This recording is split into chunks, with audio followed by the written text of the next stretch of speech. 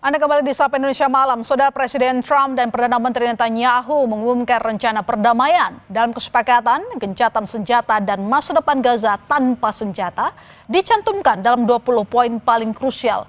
Namun, warga Gaza meragukan niat baik kedua pemimpin untuk membawa kedamaian di tanah Palestina. Presiden Amerika Serikat Donald Trump dan Perdana Menteri Israel Benjamin Netanyahu menyepakati sebuah rencana perdamaian. Perencanaan damai ini berisi 20 poin yang bertujuan mengakhiri perang di Gaza dan membebaskan sandera. Sejumlah poin penting, gencatan senjata segera, pembongkaran militer Hamas, demilitarisasi Gaza, serta pemerintahan sementara sipil yang bukan di bawah Hamas. Namun Hamas tengah menelaah dokumen 20 butir proposal perdamaian Gaza yang digagas Trump. Menurut sumber dekat Hamas, kelompok itu memulai serangkaian konsultasi internal dengan kepemimpinan politik dan militer, baik di dalam Palestina maupun di luar negeri, sebelum memberikan jawaban resmi. Sementara itu, Trump memberikan tenggat selama 3 atau 4 hari untuk menerima proposal perdamaian di jalur Gaza. Jika tidak, konsekuensi berat menanti. Juru bicara Kementerian Luar Negeri Qatar, Majid Al-Ansari, mengonfirmasi Selasa waktu setempat, Qatar dan Mesir secara resmi menyampaikan rencana perdamaian yang diusulkan Presiden Donald Trump kepada Hamas dan memastikan bahwa jaminan telah diberikan untuk mencegah terulangnya agresi Israel terhadap Doha. Qatar yang telah lama menjadi mediator utama dalam pembicaraan tidak langsung antara Israel dan Hamas juga menjelaskan Hamas tengah mempelajari proposal tersebut. بالنسبة للوفود الموجودة في الدوحة شارك رئيس المخابرات المصرية يوم أمس في الاجتماع، وكذلك اليوم من الجانب التركي سيشارك في هذه الاجتماعات مع الوفد التفاوضي لحركة حماس. الاجتماع الذي عقد في نيويورك بين عدد من قادة الدول العربية والإسلامية مع الرئيس الأمريكي وسع دائرة المشاركة في إطار هذه المبادرة لتشمل جميع هذه الدول. لذلك اليوم نجد هذا الحضور الثلاثي القطري المصري التركي. Rencana perdamaian disambut dengan skeptisisme dari warga Palestina yang percaya bahwa Amerika Serikat telah lama kehilangan kredibilitas dalam membawa perdamaian ke Gaza. Warga Gaza meragukan dampaknya serta ketulusan dan konsistensi dalam pengambilan keputusan pemerintahan Trump. ترامب أول ما إجا هو كان من البداية أول ما مسك الحكم كان يقول أنا خطتي هي السلام ووقف الحرب عن قطاع غزة، لأنه ما رأيناه لغاية الآن من ترامب وخططه كلها خطط ليس لها أي مصداقية، كلها خطط كذابة، ليس لها أي كلمة من أمر الواقع. يعني بكل صراحة فيش أي كلمة صادقة من كل خطط ترامب لن نراها إلا العكس تماما. Meski proposal perdamaian membuka peluang bagi berdirinya negara Palestina di masa depan, namun apakah benar-benar bisa mengakhiri penderitaan atau hanyalah pertunjukan politik?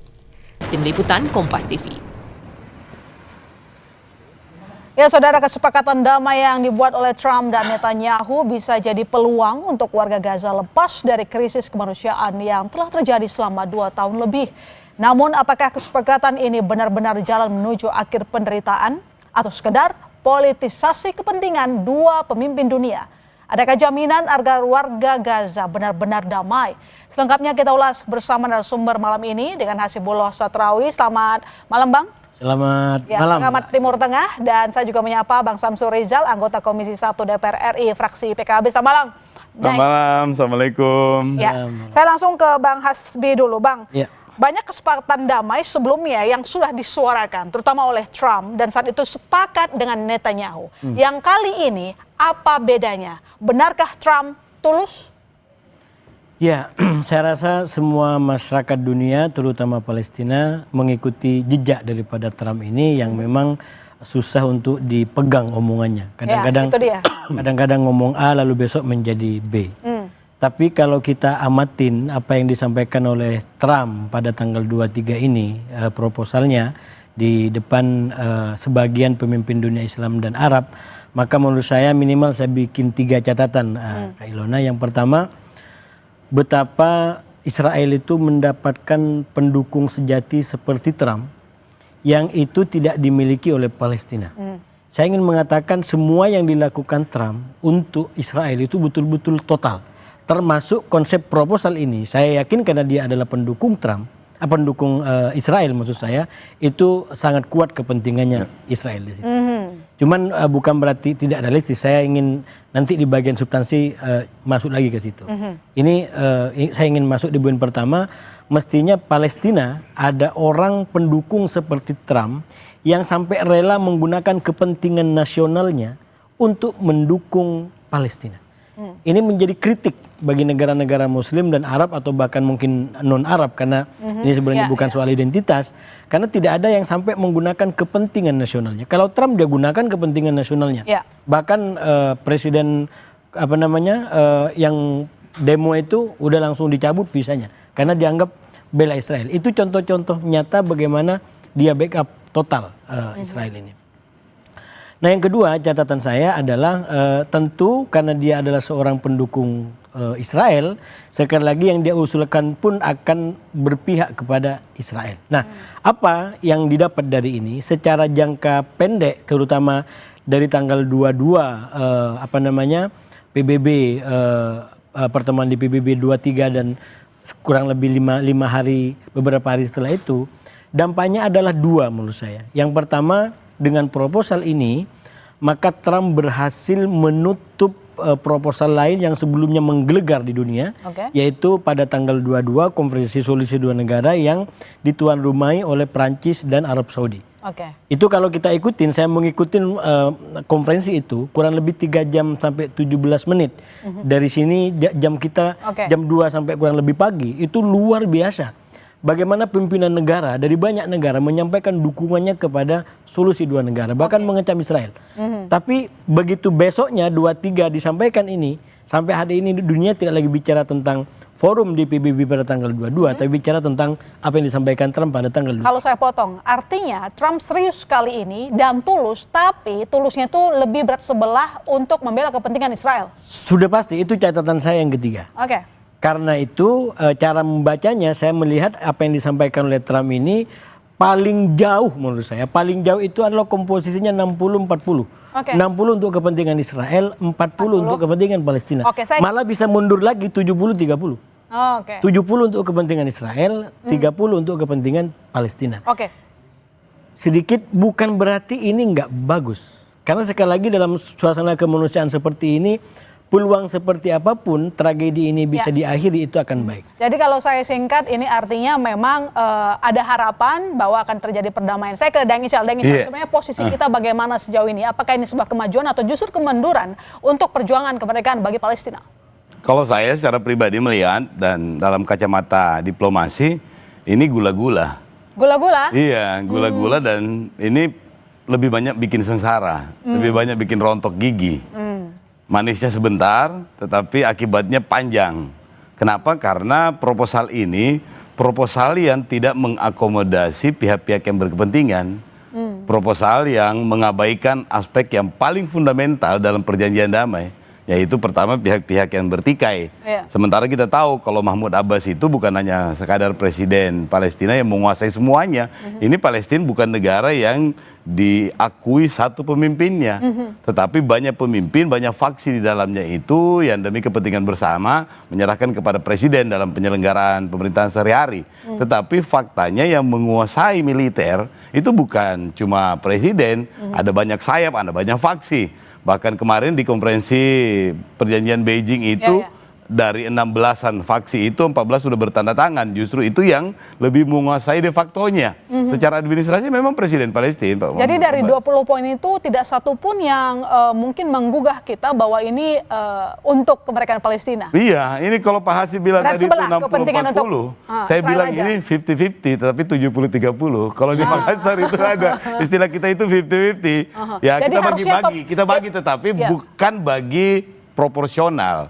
Bagi itu hanya sekadar lip service itu 50-50, tetapi faktanya itu bisa jadi 80-20. Yang penting jangan menjadi 50-50 yang penting adil ya. Padahal 70-30 di mana adilnya? Di mana adilnya? Jadi Anda sendiri Adilnya sebenarnya tidak secara yakin dengan proporsional. apa yang disampaikan oleh Trump bahwa akan ada perdamaian. Ini sama saja dengan janji-janji sebelumnya mengatakan waktu itu di Juli, masih ingat kan? Di mana dia mengatakan akan ada gencatan senjata yang disepakati oleh Netanyahu, tapi kemudian baru diomongin langsung menyerang Qatar. Artinya Betul. tidak ada konsistensi. Menurut Anda yang ini konsisten atau tidak? Nggak mungkin konsisten. Nggak mungkin. Nggak mungkin konsisten selama tidak melibatkan semua pihak yang bertikai. Semua pihak yang terlibat. Iya. Karena yang terlibat ini yang di proposal Trump itu yang selalu mengikuti Abraham Accord itu bahwa hanya presiden atau pihak yang secara internasional diakui. Dan itu legitimasinya itu adalah presiden Palestina. Nah itu mungkin akan kelihatan dari luar bahwa ini sudahlah antar dua negara inilah Oke. state solution. Baik. Sudah cocok lah ini. Tetapi faktanya di lapangan adalah bukan cuma itu yang berkuasa, tetapi banyak yang memegang hal-hal yang lebih substansial. Dalam hal ini adalah yang pegang senjata. Benar.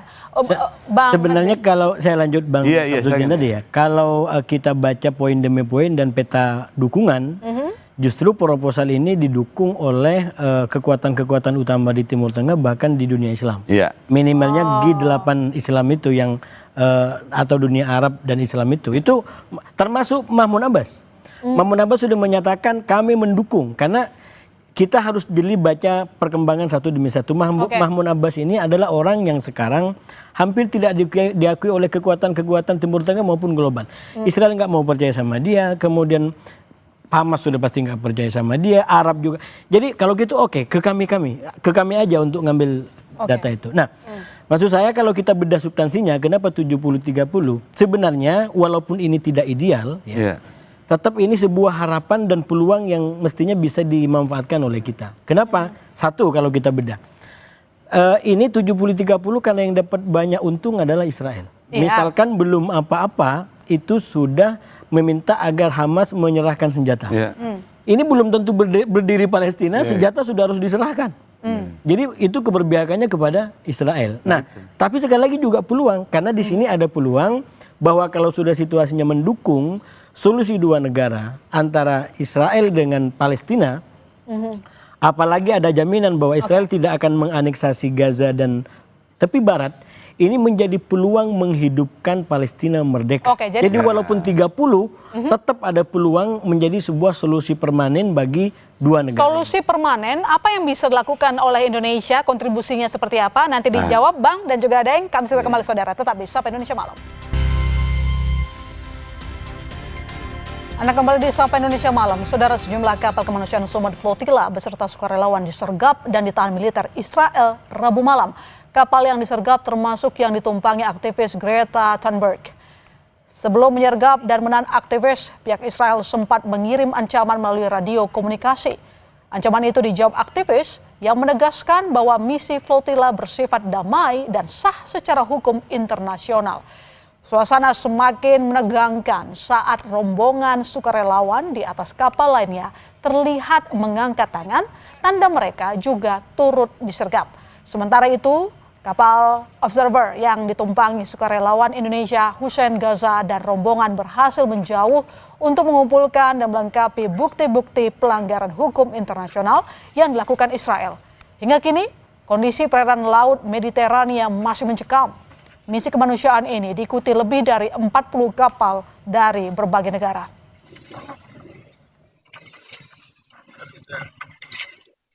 Assalamualaikum, laporan dari Global Somad Flotilla garis depan. Saat ini sedang terjadi intercept penyergapan secara ilegal oleh Israel terhadap kapal-kapal terdepan JSF yang sudah dikonfirmasi tertangkap sejauh ini 3 kapal, Sirius, Karma, dan Alma, dan Israel terus dengan gencar melakukan serangan ke kapal-kapal lain. Dengan demikian, kapal kami Summertime Jong yang memang sejak awal difungsikan sebagai kapal observer, kapal pengamat, kita bergerak menuju wilayah yang lebih aman untuk membawa dokumentasi serta semua bekas-bekas yang sudah kami kumpulkan selama membersamai kapal-kapal ini. Kementerian Luar Negeri Israel mengunggah rekaman video aktivis Greta Thunberg sedang diperiksa Angkatan Laut Israel pada Rabu waktu setempat. Seluruh aktivis dari Armada Internasional yang coba menembus blokade Israel atas wilayah Palestina itu juga ditahan. Armada global Sumut melibatkan sekitar 45 kapal yang memboyong politisi hingga aktivis dengan misi mematahkan blokade Israel atas wilayah Palestina. Sebelumnya, Israel telah memberi peringatan agar Armada Internasional itu tidak memasuki perairan yang diklaim Israel di bawah blokade mereka. Yang bersiaga di sekitar Deng Ical, untuk memuluskan perdamaian yang sudah lebih dari 2 tahun, kasihan sekali saudara kita yang ada di Palestina, apa yang harus dilakukan oleh pemerintah? Bagaimana kontribusi kita bisa ikut serta untuk konsisten memberikan kedamaian bagi Palestina?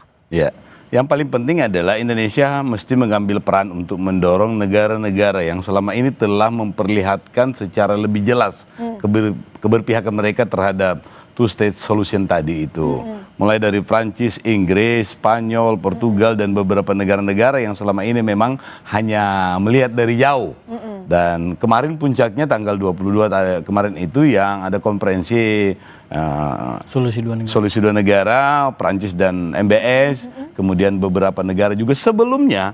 Beijing sudah mengumpulkan faksi-faksi itu, dan ini adalah pertanda bahwa pada dasarnya mereka siap untuk terlibat dalam proses ini. Oleh karena itu seharusnya seperti badan seperti PBB ini yang menginisiasi untuk melibatkan banyak negara. Bahkan terakhir Inggris ini sudah merelakan Tony Blair itu, walaupun juga karakter personalnya dia itu tidak dekat-dekat amat, bahkan bisa jadi menjadi anti Palestina, tetapi sebagai sebuah representasi internasional itu patut untuk diberi, patut untuk memberi harapan lah. Nah, yang ini berarti tandanya adalah tidak boleh ada negara yang kelihatan dominan, apalagi yang selama ini Israel minded seperti Amerika Serikat. Amerika Serikat ini menurut saya benar-benar hanya lip service ini untuk mengurangi tekanan apa yang dilakukan konferensi di New York, MBS Arab Saudi dengan Prancis. Soal Amerika kan sikap dia sudah jelas ya, sangat pro Israel dan keuntungannya tadi disebut sama Mas B. Tapi bagaimana dengan kita Indonesia, lalu kemudian negara-negara yang tergabung dalam OKI, kita tuh tampaknya juga nggak kompak gitu. Semua negara yang merasa memiliki kepentingan, karena dasarnya semua ini adalah konflik berbasis kepentingan. Karena semua negara juga dalam konteks hubungan antar negara itu didasari oleh kepentingan. Tidak ada yang tidak ada kepentingannya. Tetapi kalau kemudian dianggap ini adalah pemicu untuk, ya mudah-mudahan tidak terjadi ya, nauzubillah min zalik, perang dunia ketiga, maka semua negara jadinya berkepentingan untuk meredam konflik ini. Dan itu berarti beberapa kelompok negara yang selama ini juga memang telah memberikan perhatian itu harus bersama-sama untuk mengambil bagian dalam proses ini. Dan niat baik Amerika ini, kalau betul niat baik itu pasti akan membuka jalan. Nah di sini tandanya. Ya, Bang Hasbi, ada Tony Blair, ini sendiri juga tadi kita sudah bahas bahwa orang ini juga sebenarnya nggak bersih-bersih amat begitu. Yang kita tahu juga dia ada masalah soal Irak waktu itu. Nah, bagaimana memastikan bahwa sosok ini bisa menjadi Dewan Perdamaian yang menjadi tim dari Trump dalam 20 kesepakatan itu dituliskan demikian, lalu kemudian apakah Indonesia juga turut serta harusnya bisa memberikan tokoh ke dalam sehingga lebih jelas begitu posisi kita? Ya, saya rasa memang ini pertanyaan yang sangat strategis tentang peran kita ke depan. Dan kalau Tony Blair ditanyakan kenapa masuk di situ, sudah pasti bukan karena paling adil, tapi paling bisa diterima oleh kedua belah pihak. Dan dalam konteks itu, walaupun kecil ini ada peluang, terutama melalui yang disebut sebagai Dewan Perdamaian, Daeng, menurut saya justru ini harus digunakan oleh Pak Prabowo yang menjadi bintang baru di tingkat PBB dengan pidatonya yang sangat kuat dirujuk oleh banyak orang itu untuk meningkatkan peran Indonesia, yaitu mengusulkan tokoh-tokoh yang bisa mengisi Dewan Perdamaian ini untuk bisa memastikan ide mengenai keluarga Ibrahim yang rukun ini bisa diperjuangkan lebih lanjut. Dan menurut saya kita nggak kekurangan nama-nama yang punya rekam jejak tentang ini semua. Misalkan kalau di pemerintahan ada SBY, ada Pak JK, bahkan keluarga Gus Dur yang kita tahu sangat diterima di kedua belah pihak. Entah itu Bu Nyai Sinta atau mungkin putri-putrinya, atau malah mungkin kalau yang akademisi, kalau beliau mau, menurut saya tokoh-tokoh seperti Romo Magnis yang kita nggak meragukan bagaimana beliau berjuang untuk perdamaian dunia, bisa diterima Barat dan Timur. Ini bisa di-endorse menurut saya oleh Pak Prabowo untuk satu, kita sudah makin naik dukungannya di tingkat global dan ini perannya makin strategis sehingga ide mengenai perdamaian dunia itu yang sekarang dibuka lewat proposalnya Trump, walaupun komposisinya 70-30. Kalau saya potong, proposal ini masih harus direvisi. Dan terbuka memang mereka nggak mau kunci. Itu catatan saya yang kedua. Karena ini memang masih terbuka, menurut saya melihat perkembangan hari ini, 9 hari pasca pertemuan di PBB, Pak Prabowo terutama yang hadir di forum itu mestinya memberikan penjelasan lebih lanjut. Jangan ini menjadi cek kosong digunakan oleh Trump dan Netanyahu untuk memaksa Hamas menerima poin-poin ini.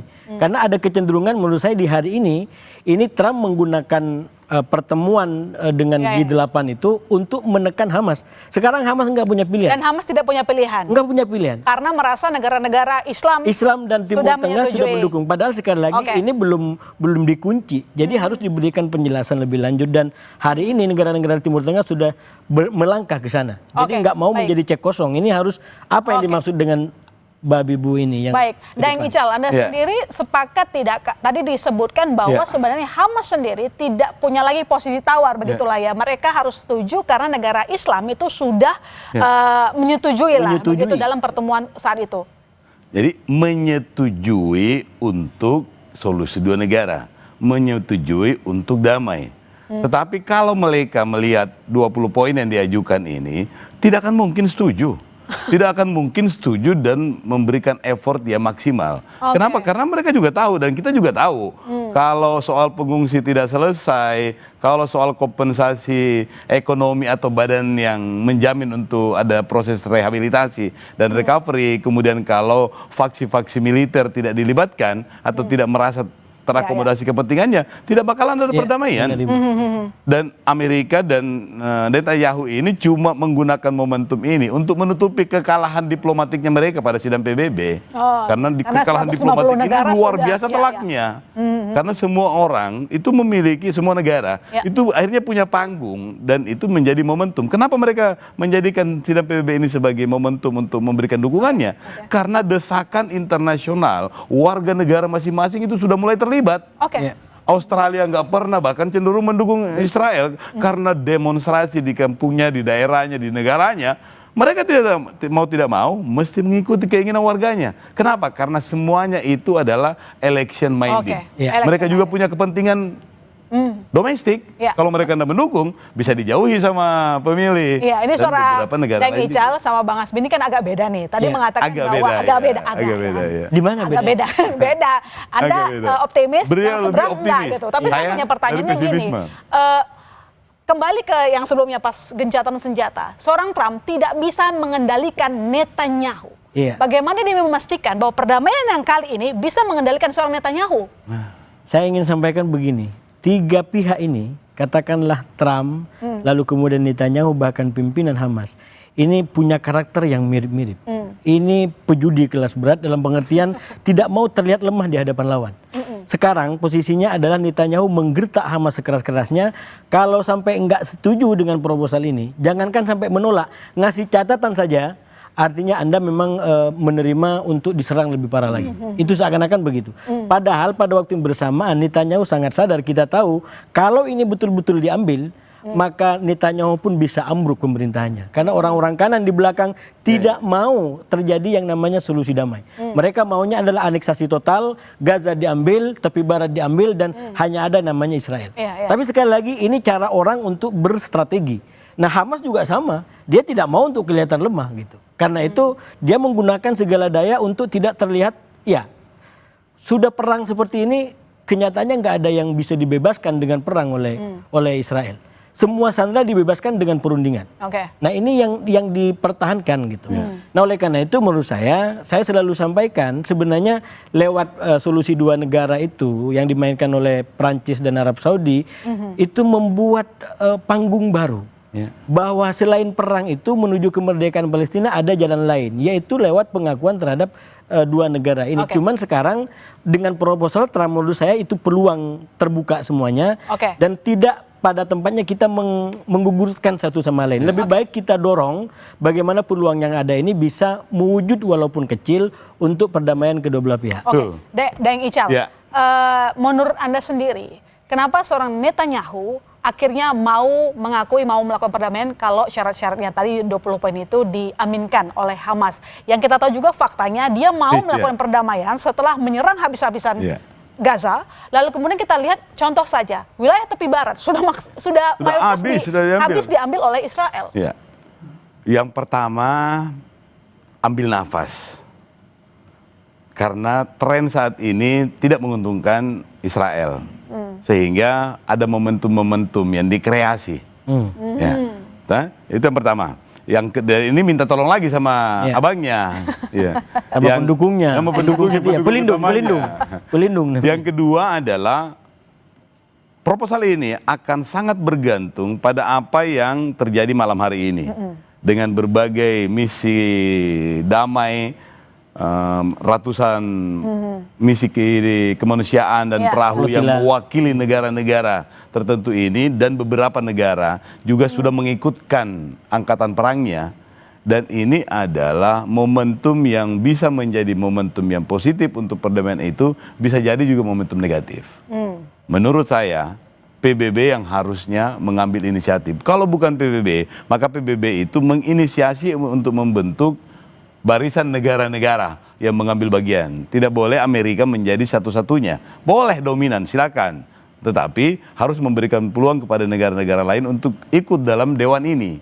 Sehingga dewan ini walaupun juga inisiatornya adalah Amerika misalnya, tidak masalah. Karena siapapun inisiatornya kalau niatnya baik, tidak apa-apa. Tetapi ada peluang. sekali lagi, ada peluang. Selalu ada peluang damai di situ. Dan peluang damai ini mesti komitmen ini diperlihatkan dengan membuka ruang bagi Inggris, Prancis, Indonesia, Beijing misalnya untuk ikut juga di dalam situ, sehingga proporsi ini akan jangan ada yang terlalu mendominasi. Betul. Harus punya suara yang tepat. Sehingga panggung ini diisi oleh panggung perwakilan dari negara manapun. Terima kasih Daeng Ical, terima kasih Bang Smith telah bergabung di Sapa Indonesia Malam. Harapan kita bersama jangan ada lagi yang tidak tepat janji. Amin. Karena warga Gaza butuh kedamaian. Terima kasih sekali lagi. Banyak.